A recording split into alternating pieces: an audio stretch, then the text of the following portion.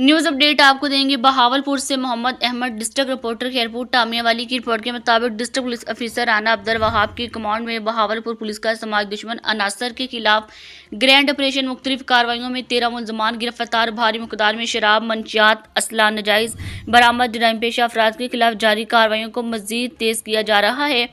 तफसीलात के मुताबिक वज़ीर आला पंजाब के वीएन के मंशियात व असला नजायज़ से पाक पंजाब और इंस्पेक्टर जनरल पुलिस पंजाब के अहकामात की रोशनी में डीपीओ राना अब्दुल वहाब की तरफ से जराइम पेशा अफराद के खिलाफ जारी मुहिम में बड़ी कामयाबियां मिलने का सिलसिला जारी।